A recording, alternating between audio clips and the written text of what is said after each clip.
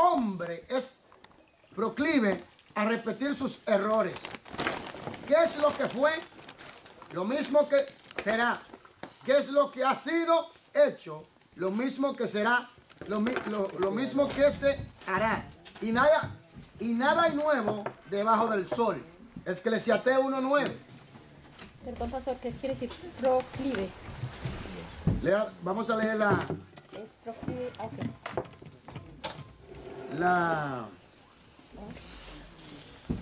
Esta afirmación es un eco de la queja de Salomón cuando decía que el hombre es proclive, está inclinado a repetir. Proclamar. No, proclive a repetir sus errores, inclinado, tiene inclinaciones hacia hacerlo de nuevo. Hay un grupo que ha sido culpable de subestimar muchas veces los errores del pasado. Los intérpretes bíblicos, tal como comprobaremos en el repaso histórico, repetidamente a través de las edades, los intérpretes han cometido el error de pasar por alto la intención original del escritor y han mostrado la tendencia a reemplazar dicha intención con una interpretación más mística. Oh, Dios le bendiga. Bienvenido. Feliz año. Oiga bien, nosotros estamos estudiando la hermenéutica, la exégesis, la interpretación bíblica. Los antiguos, lamentablemente por pasar por alto estas reglas de lo que quiso decir el autor, ¿qué fue lo que quiso decir el autor originalmente? Se fueron a interpretación mayormente mística. Allí todo el mundo creía lo que quería. Por eso cuando Cristo llegó, por la desobediencia del pueblo, ya el pueblo tenía un orden religioso montado. Hasta el grado que fue el grupito que le hizo la guerra a Jesucristo abiertamente. Es triste decirlo. Se atrevieron a decir que Jesucristo estaba endemoniado y que echaba a los demonios por Belcebú, príncipe de los demonios. Oiga, terrible. Esto llevó, hermano, a mucha confusión. Si usted no va a estudiar para saber en realidad qué fue lo que quiso decir el autor, lamentablemente usted va a estar, usted mismo estará impulsado a hacer lo mismo. Por eso hay que reconocer las herramientas, hay que reconocer las reglas de interpretación, las reglas de la comunicación hay que conocerlas. ¿Por qué? Porque no es lo que usted piense, no es lo que yo diga, ni lo que él diga, es qué dijo el autor en realidad.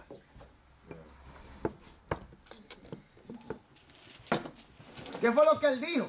Porque como vuelvo y repito, ¿cómo va a ser?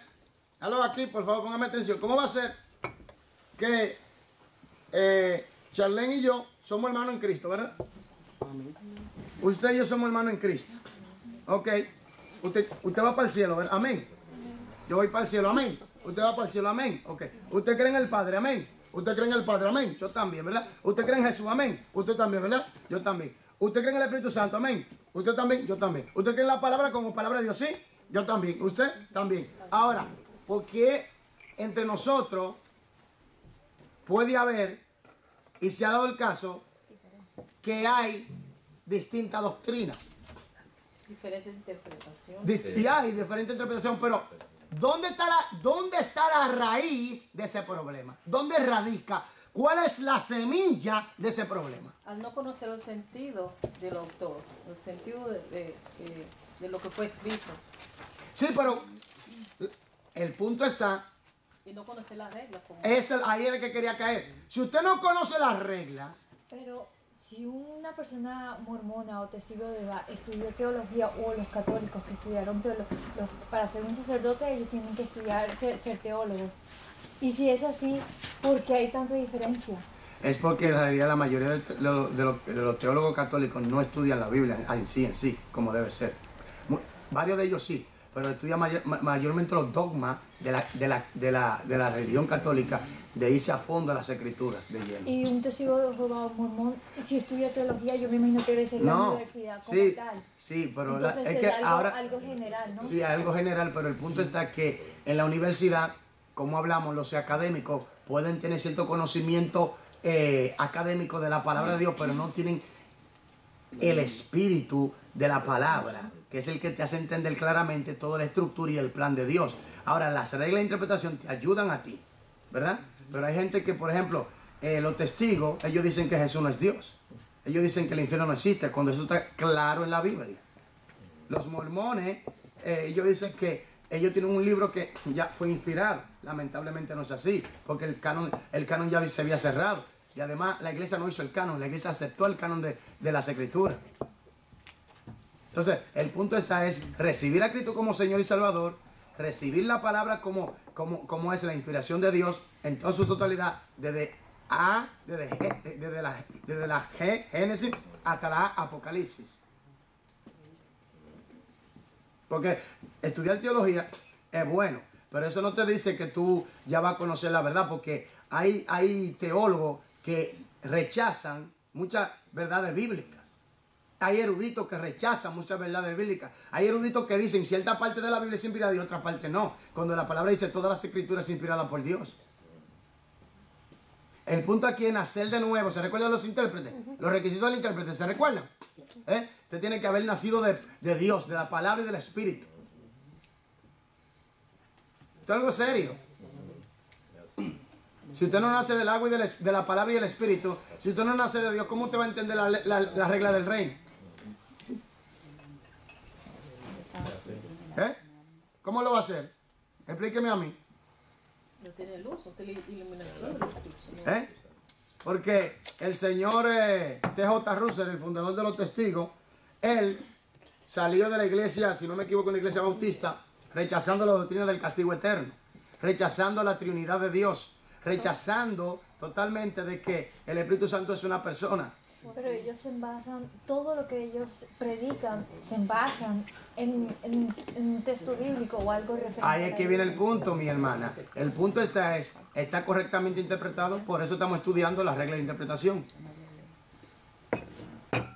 Porque yo te puedo decir, mira, por ejemplo, yo te puedo coger un texto y decir, bueno, la Biblia me dice a mí, no le permito a la mujer enseñar al varón. Lo cojo así a simple vista. ¿Tú me lo vas a creer? Entonces, ahora tú porque estás adquiriendo conocimiento sabes que no es así. Porque, ¿qué pasa? Que la Biblia tiene un contexto cultural, un contexto histórico, el contexto del libro, un contexto lingüístico y los idiomas originales. En muchos casos, nuestra traducción tiene muchas debilidades y en los idiomas originales se aclara más con la cultura. Entendemos mejor qué fue lo que quiso decir el autor. Por eso, muchas doctrinas se han diseminado, se han infiltrado en las iglesias por falta de conocer qué, la regla o la hermenéutica o las leyes o la ciencia de la interpretación bíblica o de la comunicación y la exégesis. Aún en el mundo en el pueblo judío. Eso pasó. Vamos a seguir. Aleluya. Dice así. ¿Nos quedamos dónde? Notaremos que hay muchas semejanzas entre los métodos usados por los intérpretes judíos y los intérpretes cristianos que han favorecido estos enfoques. Hermano, yo quiero que alguien lea ahora donde dice, hay un proverbio que dice, ¿quién quiere leer? Hay una valiente, un valiente. Nadie me ayuda. Nadie me quiere ayudar. Ludy me quiere ayudar. No. ¿No me quiere ayudar, Ludy? Yo digo que yo, él dice no. Entonces, hermana Ludy. Si quiere. Sí, esta letra está grande. Hay un grupo que ha sido culpable de subestimar muchas veces los errores del pasado. No. ¿No? En bosquejo abajo dice, hay un proverbio, pues ya yo leí ya yo leí eso. Hay un proverbio que dice, para tener la libertad de cruzar los 7 mares, debes hacerte esclavo de la brújula. Páreme ahí. ¿Debes hacerte esclavo de qué? De la brújula. Ahora, si usted se especializa, vamos a decirlo así, si usted aprende bien las reglas de interpretación, usted está en un punto donde pocos errores cometerá en cuanto a la interpretación. ¿Por qué? Porque usted sabe ya que la Biblia no fue escrita en español. Usted sabe ya que la Biblia tiene un mundo cultural. Usted sabe que la Biblia no, tiene un mundo histórico. Usted sabe que la Biblia, sí, usted sabe que la Biblia fue escrita en diferentes tiempos. Ya usted sabe que un libro de esa índole o el libro, no, nosotros no nos podemos acercar así a abuela de pájaro y leerlo. No, porque aquí dice que Jehová creó al hombre impío para el día del mal. Dios es malo. Oye, Dios creó al diablo y lo manda para de nosotros. Oye. Pero Dios sabía todo lo que iba a pasar. Y hizo ese demonio. Y lo más duro, que lo puso en el Edén, también con nosotros. Y Dios es bueno. Entonces, Dios nos creó para ser esclavos de Él. No tenemos libertad. Hay gente que lo dice así, hermano. Yo estaba escuchando un hombre, un ateo. Dios nos tiene esclavizado. ¿Y qué dicen los masónicos luciferianos? Lucifer vino a darnos la luz, a libertarnos. Oye, el Dios del Antiguo es un Dios violento, mata a la gente. Sí, manda rayos. Óyeme, ese Dios del Antiguo vivía airado. Muerte. Así lo dicen. Pero él sabía todo lo que iba a pasar. ¿O no? Y mira cómo nos permitió. Y lo más duro, óyeme bien, creó el infierno. A donde ahí te va a enviar con fuego, con candela, con humo, con castigo eternamente y para siempre. Pero Él te sigue amando.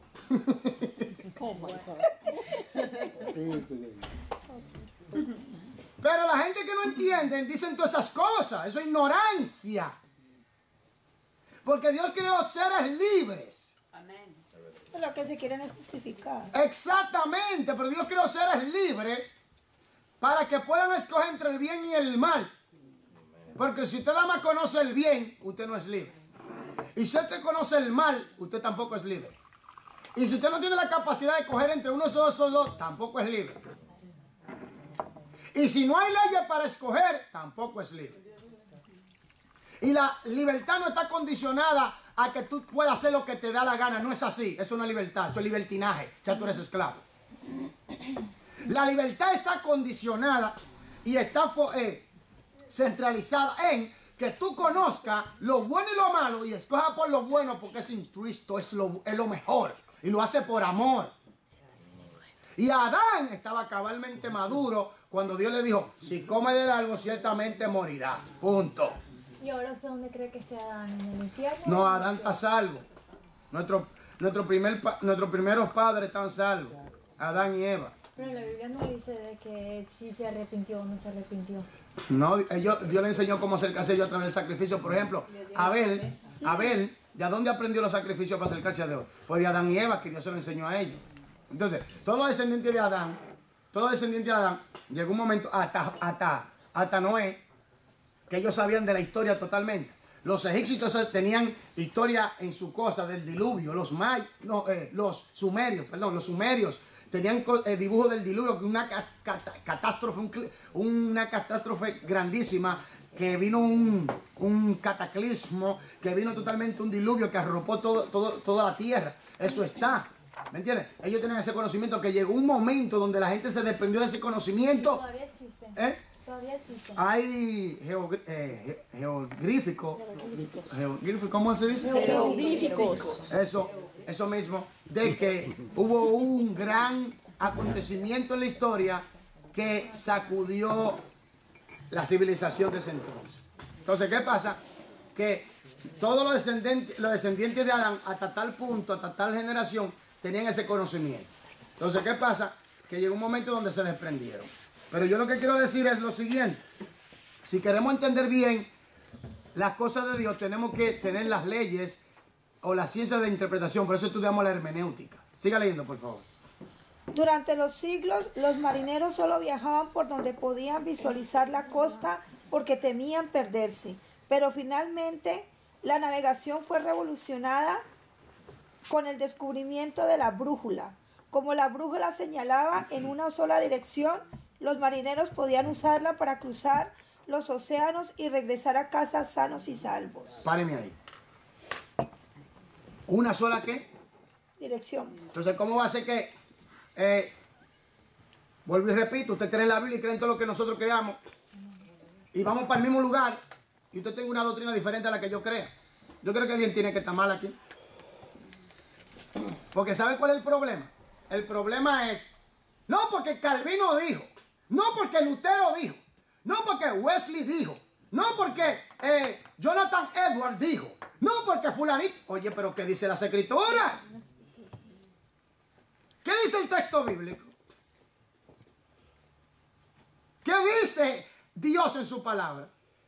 Eso lo dicen ellos. Pero ¿qué dice? Por eso, cuando tú conoces las escrituras, cuando tú conoces las leyes de la interpretación bíblica, o mejor dicho, de la comunicación, entonces tú vas al texto bíblico, ya tú sabes con qué inteligencia tú tienes que ir, con qué actitud tú tienes que ir.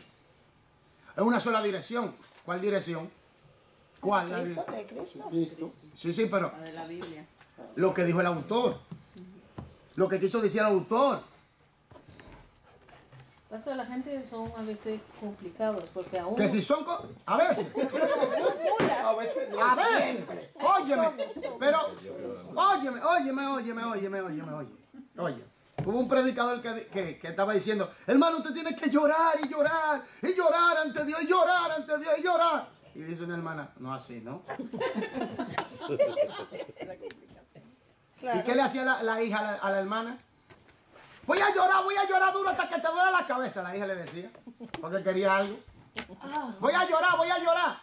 No es lo mismo que le estamos haciendo a Dios. Como que podemos manipular a Dios. No es así. ¿Por qué lo digo eso? Porque aún usando las reglas, la gente tiende de sacar su propia interpretación. ¿Dónde está el problema? Tener la luz del Espíritu. El problema está en nosotros, Ser humano. el pecado. Pero cuando Dios quebranta el corazón y llora y llora y aunque no quiera llorar, llora y llora. No, y es otra cosa. Y es otra cosa. Pero que te digan, tú tienes que llorar. No, O sea, no. como una fuerza. Ya eso es otra cosa. Pero yo lo que quiero decir es una sola dirección, la dirección del autor. La dirección que el autor quiso decir. Por ejemplo, por eso estudiamos los elementos básicos, los puntos básicos. Y el primero era... Nacer de nuevo. No, sí. Esos son los factores para el intérprete. Tener los espíritus. La pregunta. ¿Cuáles son los puntos básicos para llegar a entender la interpretación? Vamos a llamarlo así, para llegar a entenderla. ¿Se acuerda cómo entender la Biblia? Correlación. ¿Fue el primero? Observación. No, ¿fue el primero? Observación. En la observación que hacemos, Y recopilar los datos. todos los datos que podemos. Segundo, Interpretación. ¿qué quiere decir la interpretación? Lo que dice el Interpretación, lo autor. que dice el autor. ¿Qué quiso decir el autor? Y después tenemos, El resumen. ¿qué hacemos con el resumen? Ponemos todo en una mensaje. Y después que viene, Evaluación. en la evaluación que hacemos. Un análisis. No. En la evaluación, sí, es como, bueno, vamos a llamar, no un análisis en sí, pero es una evaluación donde nosotros vamos a investigar si eso es solamente de la cultura local o es una verdad universal o es algo local pero que nos ayuda a entender una verdad universal. Y después que viene, La aplicación. ¿y qué necesitamos en la aplicación? Ay, se me olvidó el Espíritu Santo. Un espíritu ¿El de... Espíritu Santo ahí? No. ¿El Espíritu Santo ahí? Ser sabios, no ser. Sí, buen juicio. Buen juicio. Y el Espíritu Santo necesitamos para aplicarlo, porque la sabiduría es buen juicio y en la el Espíritu aplicación. Santo, el Espíritu Santo. Entonces una sola dirección. Tenemos que tener una sola dirección. La dirección del autor. Sigamos. Así como la brújula solo, ¿dónde quede? Sí. Sí. Así como la brújula solo señala hacia el norte, la atención del intérprete de la Biblia debe estar orientada hacia la intención original del autor. ¿Hacia la intención qué? Original del autor. ¿Hacia la intención qué? Original del autor. Observe, óigame bien lo que voy a decir. Óigame bien. Hay cosas que si usted no se va a la cultura de esos pueblos, usted no la va a entender. Oye, usted ni yo la vamos a entender. Por eso, hoy en día, muchos han estudiado la Biblia y todos lo han cogido como si fuera en nuestra cultura normal. Eso no es así. Y han cogido texto bíblico sin analizar la intención original del autor y han hecho ¿qué? Una idea ¿qué? Preconcebida. Lamentablemente. Por ejemplo, una doctrina que se está predicando con mucha fuerza es la doctrina de la falsa prosperidad. Otra doctrina que está arropando el pueblo de Dios es la salvo siempre salvo. ¿Qué quiere decir eso? Dios te escogió antes de la fundación del mundo, tú no te puedes perder. Escogido desde antes. Antes de la fundación del mundo, antes de todo, ya Dios te escogió, tú no te puedes perder. Por más que tú hagas, tú no puedes perder tu salvación. Llévate de eso y comienza a pecar para que tú veas. Y algunos destinados al infierno. Y otro grupo ya está condenado. Sí. Que por más que hagan, está bien que Dios vayan. hace asesión de personas. Entonces, Que algunos bueno, y algunos no. digamos que sea así. Digamos que es así como estudiamos en la salvación en Cristo. Digamos que es así, que ya Dios escogió que un grupo se salve y otro grupo se vaya al infierno. Y a mí me ha tocado irme al infierno, lamentablemente. Quiere decir que Dios no me dio a mí ni siquiera la oportunidad de escoger, porque ya escogió allá de antemano. Israel, tú vas para el infierno, porque yo lo decidí así, yo soy el soberano y cállate la boca. Y yo digo, pues tú eres justo, mira qué justicia tú tienes encima, mira. Y tú no eres el juez de toda la tierra. Así que tú dices que eres justo. Eso es justicia. Donde tú escogiste por mí. Donde no me diste la libertad ni siquiera de expresarme. Eso es justicia. Eso no es justicia. Tú no eres Dios, tú eres que eres un cínico. Tú lo que estás enfermo. Creaste el infierno y me enviaste para allá. Ni siquiera me diste la oportunidad a escoger. Y tú dices que eres Dios. Yo no creo en ti. Y la gente cree eso.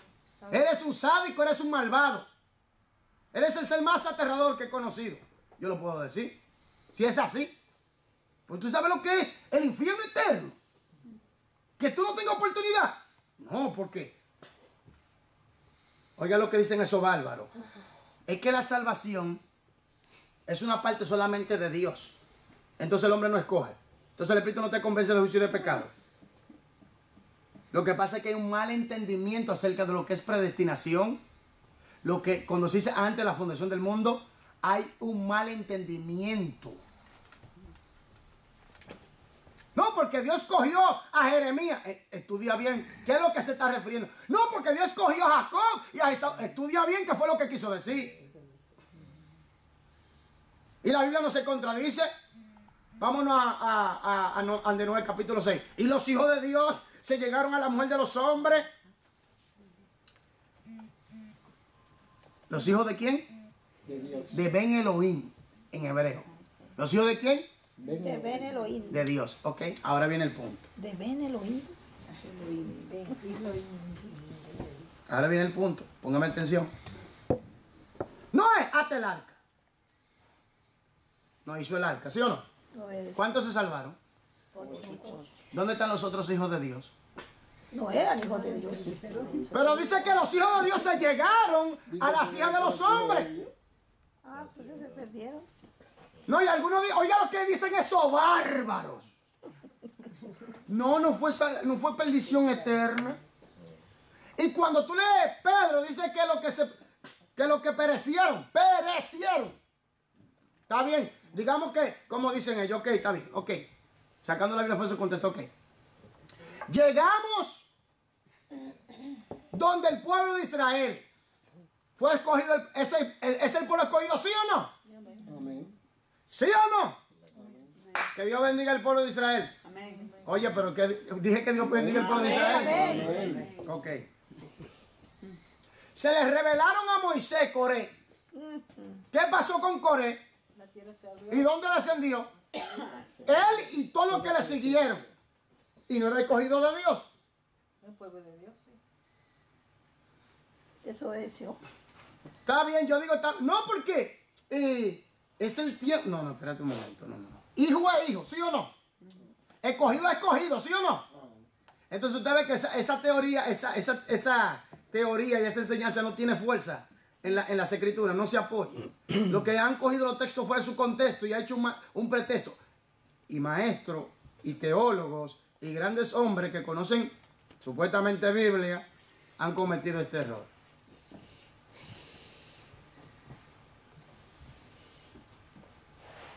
Lamentablemente. Sigamos. Si no lo hace así, la interpretación se perderá en un mar de subjetividades. Si no sigue, óigame. Subjetividades. Si no, oiga. Subjetividades. Oiga eso. Subjetividades. Subjetividades, ya. Ok, ahora viene el punto. Si no vamos a la dirección original del autor, allí todo el mundo va a pensar lo que quiera. No, yo creo que dice que Dios es amor y Dios no puede echar a nadie en el infierno. No, Él te va a hacer justo juicio. Y conforme a tus obras, te va a juzgar. ¿O no? Amén. Pero es que Dios es bueno. Dios es bueno. Para siempre. Dios misericordioso. Bueno, Dios piadoso. Es un Dios de amor.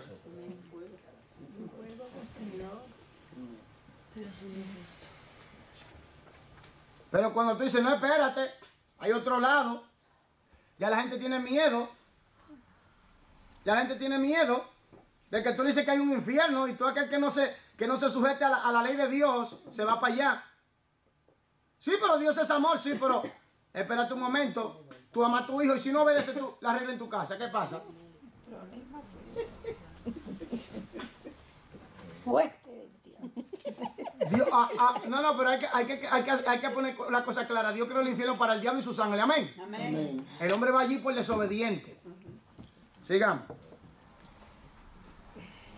Por otra parte, cuando el intérprete acepta que su principal objetivo es encontrar el propósito original del autor, ¿Encontrar cómo? el propósito original del ¿Y autor, qué se necesita para encontrar el propósito Las original del autor? reglas. La regla de interpretación que se llama, científicamente se llama hermenéutica, hermenéutica. Ok, en la hermenéutica yo estudio ¿qué? Charlene. la regla. Y en la exégesis yo hago ¿qué? Exégesis o exégesis. extraer. Exégesis. Extrae la sustancia de la palabra, la verdad. Ok, pero hay algo más, hay una parte A y una parte B. Tú me acabas de expresar la parte A, ¿cuál es la parte B? En la hermenéutica yo estudio las leyes. En la exégesis yo aplico esas leyes. Y a través de la aplicación yo extraigo la verdad original de lo que el autor quiso decir en las Sagradas Escrituras.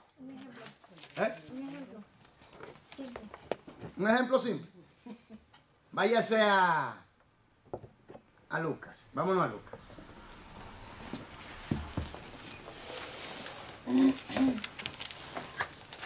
Vámonos a Lucas, las parábolas. Vamos a hacer el ejercicio. Ella quiere vamos a hacer un ejercicio que yo te conozco.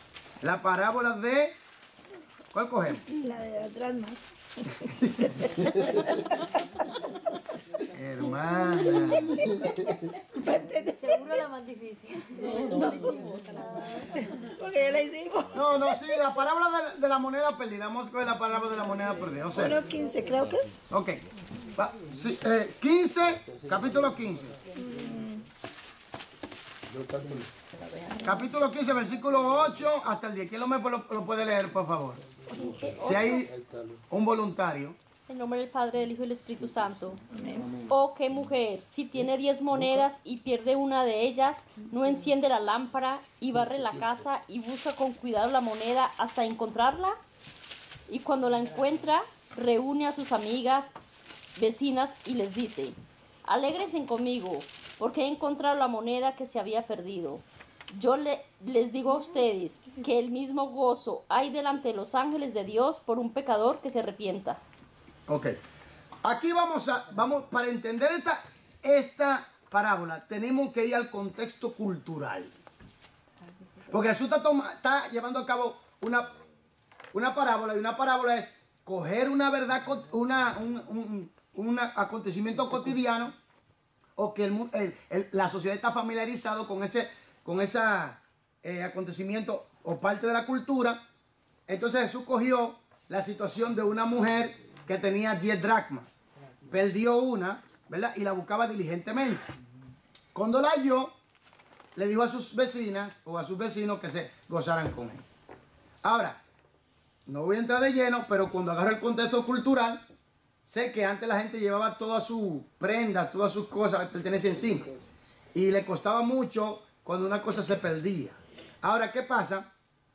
Que aquí está representando de que esta mujer representa la diligencia que pone Dios en la búsqueda de un pecador. Eso representa a la mujer. Ahora, la drama que se pierde es el alma perdida. Ahora, los vecinos representan el gozo que hay en el cielo entre los ángeles cuando un pecador se arrepiente. Ahora, ¿cuál es el mensaje central de esta parábola? La salvación del pecador. ¿Qué yo hice? Me fui al contexto histórico, cultural, me fui a la idea central y comencé a entender claramente qué era lo que significaba una dracma, por el contexto histórico, qué era lo que significaba la mujer, qué era lo que significaba la vecina y cuál es el mensaje central de la parábola.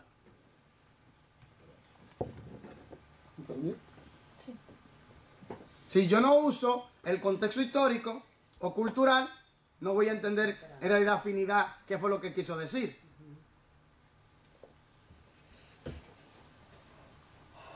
Y hay textos que tienen que aplicar más de esas leyes. Claro, por ejemplo, cuando yo digo, por ejemplo, vamos a otro ejemplo que ya ustedes conocen, Gálatas. Vamos a otro ejemplo, Gálatas. Gálatas 5:1.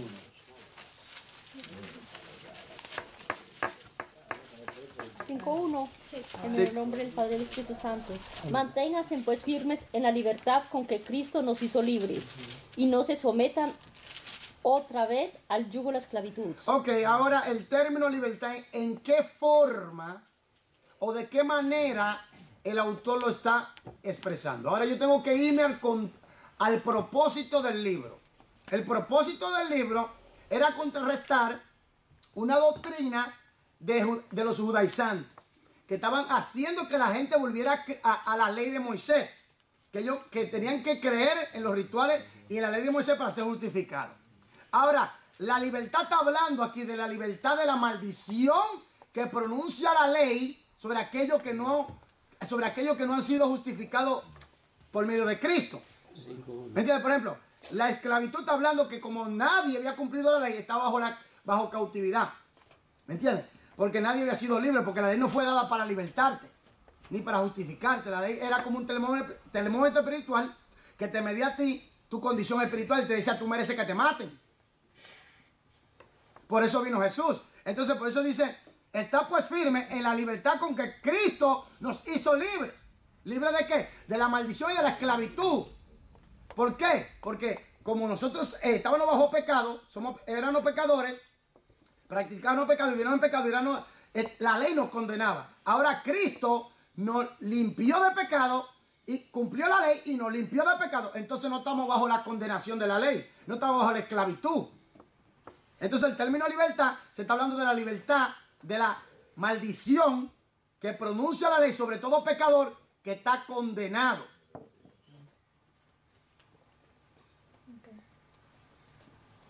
Ahora, ¿qué regla yo usé? Primero, el pensamiento central. El pensamiento central. ¿Cuál era el problema? ¿Por qué fue escrito el libro? Cuando tú te das cuenta cuál era el problema y por qué fue escrito el libro, tú vas a entender cómo el autor está usando los términos. ¿Soy yo? ¿Y tú cómo haces para saber por qué fue escrito el libro? Porque cuando Pablo fundó esa iglesia, ¿qué pasa? Pero ¿dónde lo puedo saber? Tengo que leerme todo el Galatas. Primero leer bien los Gálatas detenidamente. 10 veces. 10 veces más o menos. Un ejemplo aquí.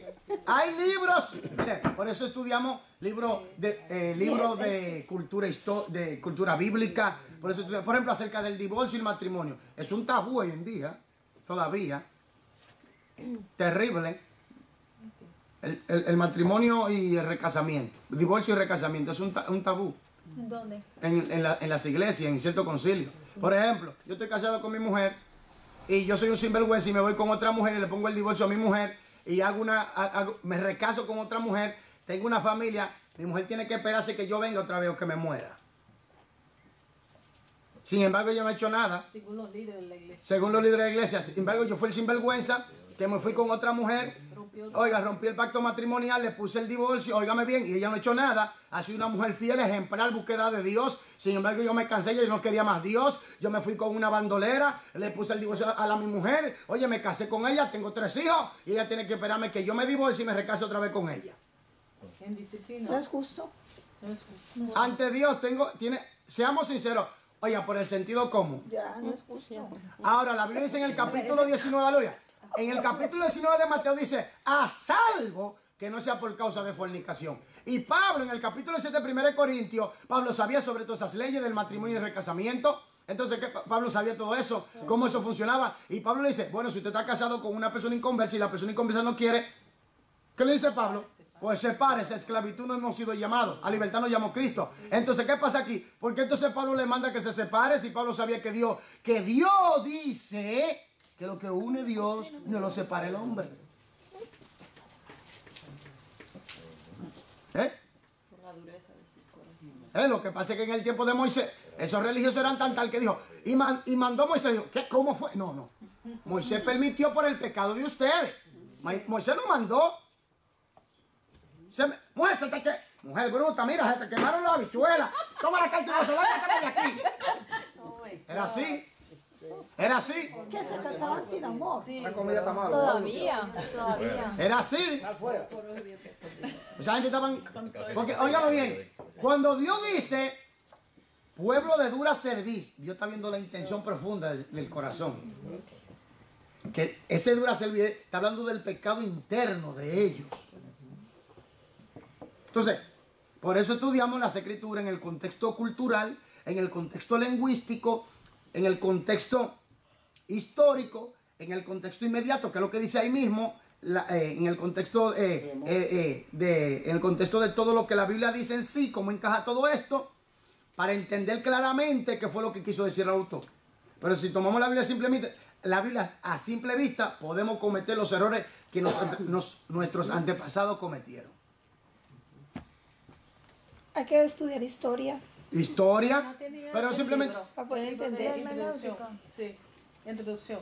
No, pero ya vino un poquito ya tarde. Ahora, ¿qué pasa? Hay que estudiar historia, pero también hay que tener un poco o conocimiento de los idiomas originales. Usted tiene que tener un diccionario griego, un diccionario hebreo, porque estamos estudiando la Biblia, hermano. Esto no es cualquier cosa. Amén. Sigamos, porque el tiempo se me va. Irá más allá del entendimiento superficial.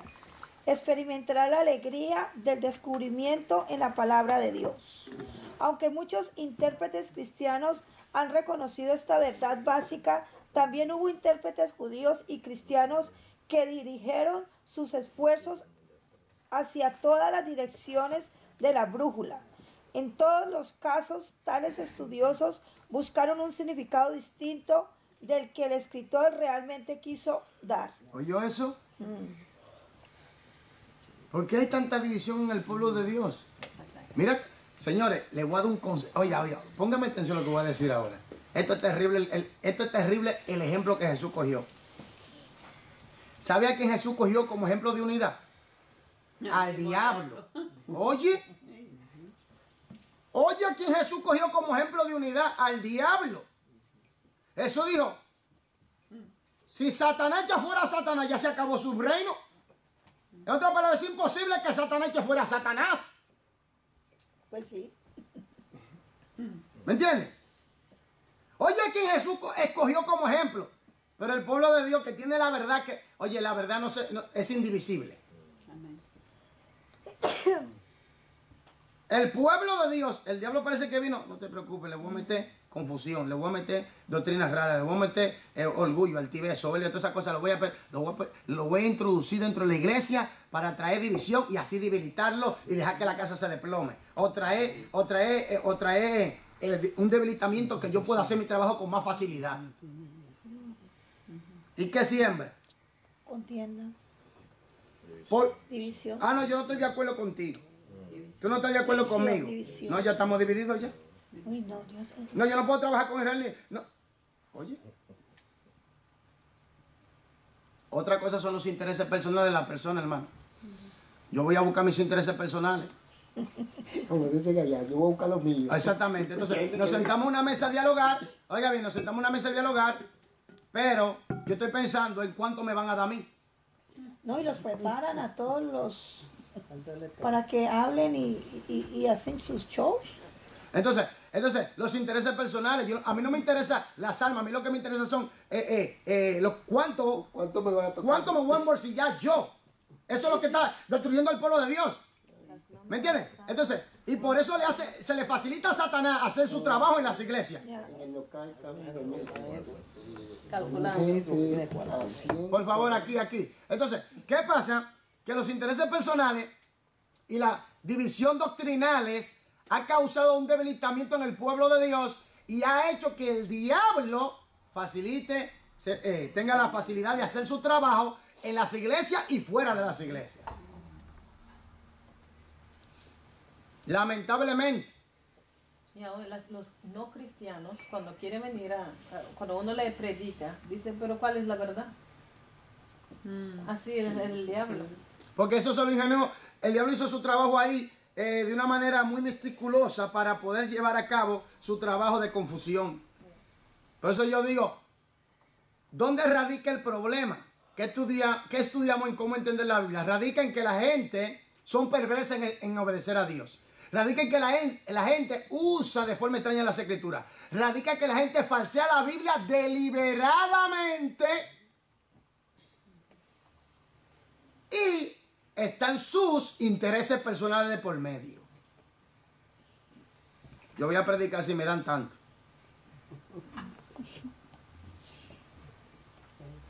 ¿Y cuánto le dieron a Jesús? Látigo, maldición. Allá en la cruz del Calvario. Oye, el Padre lo abandonó físicamente. Toda la maldición se derrumbó sobre Jesús. Oye, allí, ¿cuánto le quitó Jesús al leproso? ¿Cuánto Jesús le quitó al criado del centurión? ¿Cuánto Jesús le quitó a Pedro por la suegra? ¿Cuánto Jesús le quitó a Bartimeo? ¿Cuánto Jesús le quitó a Marta? Quítate la piedra. Y resucitó a Lázaro. ¿Cuánto le quitó? No, pues con los de 5,000 se había hecho millonario. Con lo que dice Samuel, los de 5,000. Señores, nosotros nos reímos, pero mire, aquí, nosotros nos reímos, pero esto está pasando y estamos en los últimos tiempos, mis hermanos. Esto es algo serio. Esto es algo serio. Pues mi hermana está buscando una iglesia en Rotterdam para ir. Dice, pero hay una locura allí.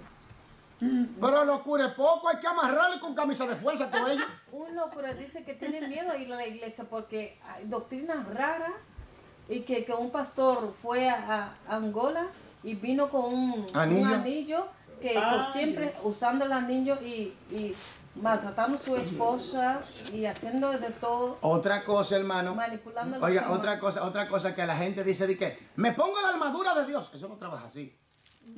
Oye, eso no hay principios que usted debe llevar a cabo para que eso funcione. ¿Usted yo? Porque la gente piensa que, no, me pongo la armadura. No. ¿Usted sabe lo que significa el apreto del evangelio? ¿Usted sabe lo que significa la coraza de la fe? ¿Usted sabe qué significa la espada del espíritu? ¿Cómo eso va a funcionar en ti si tú le estás dando golpe a tu mujer? ¿Cómo eso va a funcionar en ti si tu mujer si tú como mujer te estás acostando con otro hombre? ¿Cómo eso va a funcionar en ti si tú andas deshaciendo una vida doble hipócrita? Eso no va a funcionar en ti. Hay principios. Óyame bien, nosotros somos hijos de Dios. Y los hijos de Dios tienen la ley del reino que está establecida en la palabra. Y la palabra funciona cuando tú la pones en práctica. Entonces, cuando tú esos principios los pones en práctica, lógico que funciona. Pero cuando tú no obedeces y sigues haciendo y deshaciendo, oye, tú le estás abriendo la puerta ¿a quién? Y después dice, todo tiene condiciones. es que es así. Entonces, por eso no, yo digo una cosa, nosotros tenemos una cultura, la cultura del reino, la cultura del Padre. Entonces nosotros tenemos una contracultura, déjame llamarlo usar la palabra cultura para que me puedan entender. Jesucristo vino enseñando la ley del reino. Cuando usted lee Mateo, usted se da cuenta que Mateo hace mucho énfasis en el reino, el evangelio del reino, el Mesías rey. Usted está hablando, usted se da cuenta de que Jesús está haciendo énfasis en las leyes y la enseñanza del reino. Entonces, eso es para nosotros. Entonces, ¿qué pasa? Pero eso hay condiciones, se llama obediencia. Y la gente piensa, que me pongo la armadura. Oye, pero será tú. La armadura se va formando a medida que yo voy obedeciendo. Es que tú tienes que saber cómo se maneja algo. Pero cómo se maneja algo, mire, para cada principio espiritual conlleva lo esencial que se llama la obediencia. Cuando usted o yo obedecemos, entonces usted vive en ese principio de autoridad. Amén. Eso no es como la gente piensa. Me pongo la armadura, el apreto del evangelio, la espada del espíritu. ¿Sabes tú cómo funciona todo eso? Usted sabía que en ese pasaje, analizándolo, hay 3 palabras de poder que son diferentes y distintas en griego. Y conllevan los principios que están ajustados allí para el conflicto espiritual. ¿Y cuáles son? Una de ellas es escrato. Entonces, ¿qué pasa? Que uno tiene que entender claramente que si es un poder, cuando se habla de escrato, está hablando del poder, sobre todo poder, el poder de Dios. Ese poder se lleva a cabo en el conflicto. Ese es un poder que rompe los poderes. Es un poder que es irrompible. Es un poder que no se puede vencer. Es el poder que esclaviza cualquier poder y hace y lleva a cabo cualquier maniobra con éxito y no fracasa. Es un poder que ningún poder puede resistirse. Entonces, para usar ese escrato hay que estar en obediencia. Hay que tener poder. Eso no es así, la gente está loca. Me pongo la armadura, el casco. Oye. Y en la casa tú tienes los guantes. Y es un ring. Y tu mujer y es un ring allí. Ay, la mujer se pone también la armadura. Aquí me quedan 5 minutos. Por favor, sigamos. Entonces, usted se ríe. Usted se ríe. Pero cada día, por eso yo digo, oiga, por eso yo digo, aquí llegará un momento donde usted me va a usar a mí. Vamos a usar, usted va a tener que comprarse un Nuevo Testamento multiversión. Y vamos a tener multiversión. Sí, multiversión o una Biblia entera multiversión. La vamos a investigar y vamos. ¿Cómo hacemos de versiones? Multiversión, que tú tienes, por ejemplo, diferentes versiones en un solo. Yo lo traje una vez, ¿usted no lo vio? Mira, eso se puede bajar. Si usted tiene uno, yo le regalé uno a Javier. Yo me recuerdo, yo tengo uno en la casa. ¿Me entiendes? Traducción. Entonces, multiversión plus tendrá una Biblia, la textual. Plus, vamos a tener también con Dios delante un Nuevo Testamento o una copia del Nuevo Testamento en griego. Y vamos a estudiar la cosa bien a fondo. Hay que conseguir un diccionario. Entonces, por favor, sigamos, por favor, me quedan 5 minutos. Un diccionario. Irá más allá. ¿A dónde queda? Ya. Algunos buscaron un significado adicional, más espiritual, que el sentido dado por el autor mismo. Espérame ahí, más espiritual. ¿Se recuerda de lo que habla de lo alegórico? Hay gente que ha cogido la Biblia y la ha alegorizado. ¿Me entiendes? Y ahí, lamentablemente, los padres apostólicos, no Pablo ni nada de esa gente, sino hubo una, en la dispensación de la iglesia, una época que se llamaba los padres apostólicos, donde estaba Agustín, esa gente. Allí hubo uno que alegorizó la Biblia. Y el punto de alegorizar, espiritualizarla, hermano, allí todo el mundo decía lo que le venía en gana. Terrible. Y hoy en día lo hacen todavía. Y dicen, no, porque así, oye bien, que así encontramos el significado más profundo de la Escritura. Mentira. Mentira. La hermana le dio un texto, lo dice como ella quería. Yo leo un texto y lo digo como yo quería. Oiga, una locura. Sigamos. Otros estaban desconcertados por el carácter sobrenatural del mensaje de la Biblia y tomaron una dirección opuesta para poder armonizarlo con la filosofía y cultura contemporánea. Páreme ahí. Como que eso del Mar Rojo, como que eso es demasiado. ¿Tú crees que el Mar Rojo se abrió? ¿Y que el pueblo pasó en seco? No, eso es algo simbólico. Eso no pasó de verdad. Dice una nube de fuego.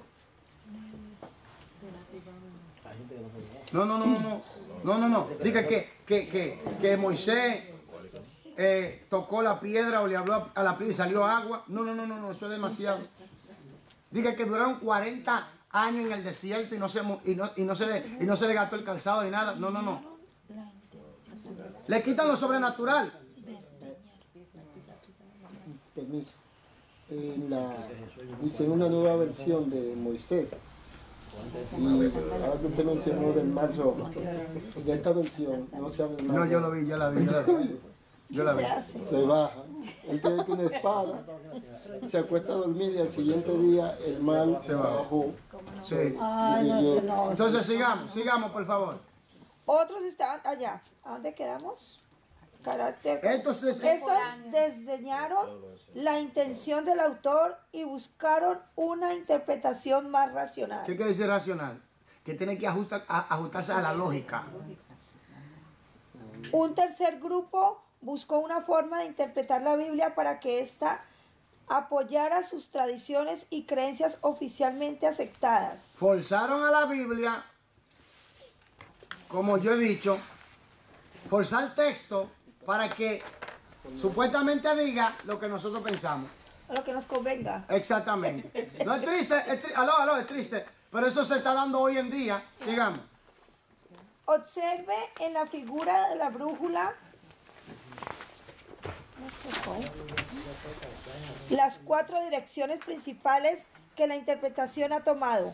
Conforme vayamos estudiando, usted verá la forma en que estos 3 erróneos objetivos de la interpretación se han repetido a través de los siglos de interpretación bíblica, tanto los maestros judíos como los cristianos. O sea, el significado del autor va a una sola dirección, ¿verdad? Sí. Pero hubieron algunos que tomaron el significado más espiritual, alegorizaron. Otro, un significado más racional, le quitaron lo sobrenatural a la Biblia, o lo espiritual, o lo milagroso. Otro, un significado más, ¿qué? Tradicional. Siga, por favor, quiero leer. ¿Sigo? Sí, Objetivos mal orientados en la interpretación judía. Tras su retorno de la cautividad, los judíos demostraron un gran deseo de mantenerse cerca de la palabra de Dios y lejos de los ídolos. Por muchos años la interpretación bíblica fue eficaz mientras emplearon métodos legítimos, incluyendo el uso de referencias para encontrar el significado sencillo del texto. El intenso interés de la palabra de Dios mantuvo viva la fe judía en medio de las influencias culturales de sus gobernantes paganos. Sin embargo, por el tiempo de Cristo, gran parte de la interpretación bíblica se había degenerado y estaba tan deformada por la creatividad, el razonamiento y los perjuicios que eventualmente los maestros de la ley condujeron al pueblo judío al rechazo y crucifixión de su Mesías. Este error colosal no se debió a falta de interés en la Biblia, sino a una interpretación bíblica errónea y llena de perjuicios. ¿Usted entendió? Perjuicios. Ellos fueron los que usaron mal el método que apoyara sus tradiciones paganas. A tal grado que ya el pueblo estaba también saturado, a pesar de que ya habían sido espirituales, estaba saturado de tradición y mandamiento de hombres. Hermanos, esto es triste. Por eso debemos conocer la ciencia de la interpretación o la ley de la interpretación bíblica para evitar caer en estos errores. Esto es algo serio. Por eso es que yo digo, ¿por qué hay tanta división en el pueblo de Dios?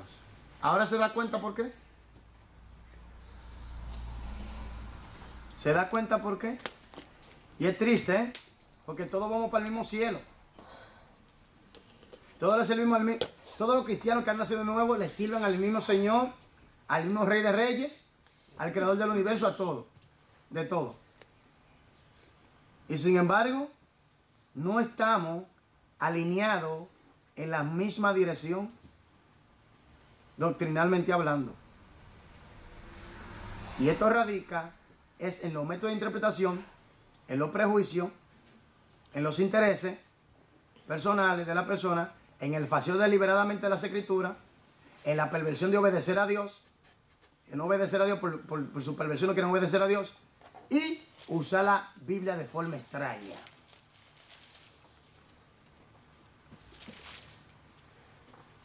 Triste. Entonces por ahí dicen, no, porque la iglesia Juan 14:6 es una iglesia mundana. Bueno, si somos mundanos, que Dios se lo bendiga a ellos entonces. Amén. Amén. Pero yo creo que mientras más conocimiento tú tienes y lo sabes aplicar, más te... Mire lo triste, hermano, póngate atención, mire lo triste. Jesucristo desarmó al diablo en la cruz por su muerte y resurrección. Y nos armó a nosotros. Y nosotros estamos armando al diablo. ¿Sí? Le voy a decir cómo. Le voy a decir cómo. La ignorancia. La ignorancia. El diablo usa nuestra ignorancia y nos lleva cautivo.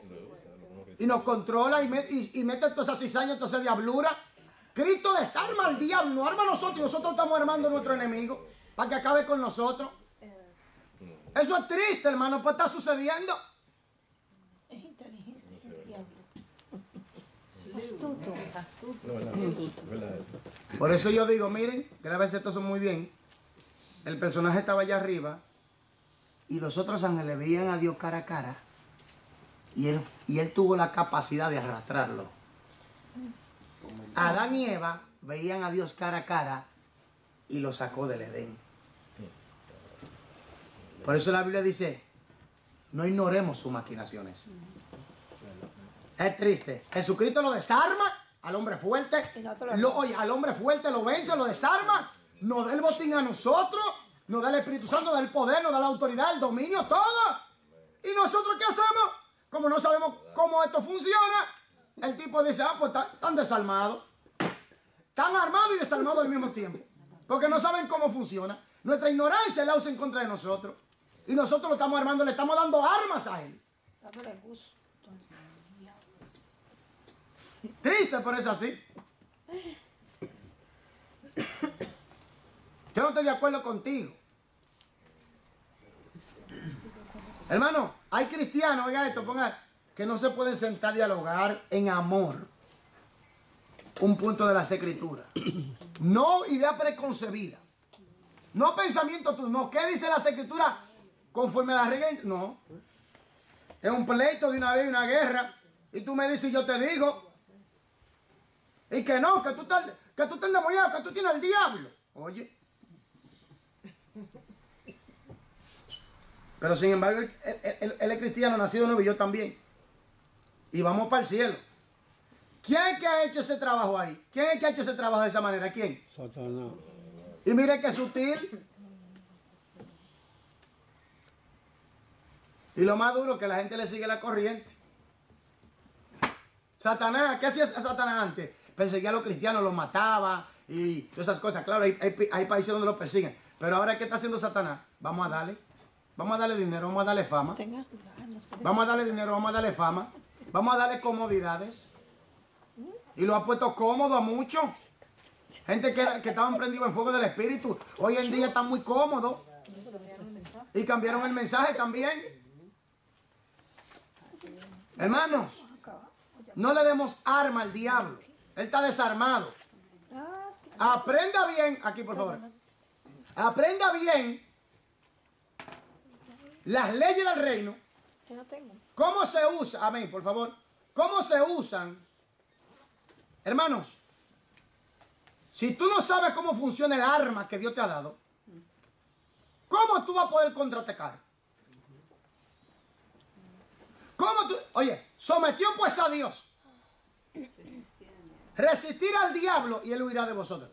Pero ¿cómo tú te sujetas a Dios?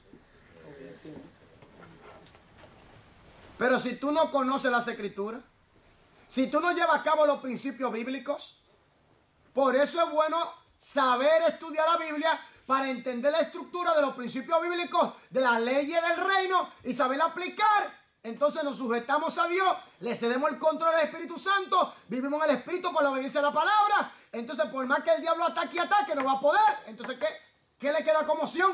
Huir. Pero nos quedamos donde dice distinguir entre una atención correcta de los detalles en la interpretación bíblica y el error cometido por los antiguos místicos judíos en esta área. Ahí nos quedamos. Entonces, en esta pequeña introducción hemos visto que tenemos que seguir. ¿Qué tenemos que seguir? ¿Una sola qué? Línea. ¿Cuál? ¿La línea de cuál? ¿De quién? Del autor. Del autor. ¿Y qué tenemos que usar? Las reglas de interpretación. Exactamente. Ahora la regla. Amén. Amén. Entonces, hermanos y hermanas,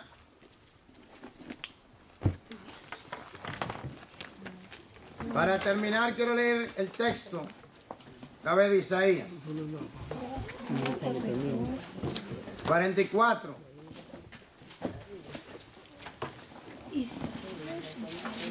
Dice así. 44, 6 hasta el 8. Dice así. Así dice Jehová el rey de Israel y su redentor, Jehová de los ejércitos. Yo soy el primero y yo soy el postrero. Y fuera de mí no hay Dios. ¿Y quién proclamará lo venidero? Lo declarará y lo pondrá en orden delante de mí, como hago yo desde que establecí el pueblo antiguo. Anúncienles lo que viene y lo que está por venir. No temáis ni os amedrentéis. No te lo hice oír desde la antigüedad y te lo dije luego. Vosotros sois mis testigos. No hay Dios sino yo. No hay fuerte. No conozco ninguno. Amén. Él es el único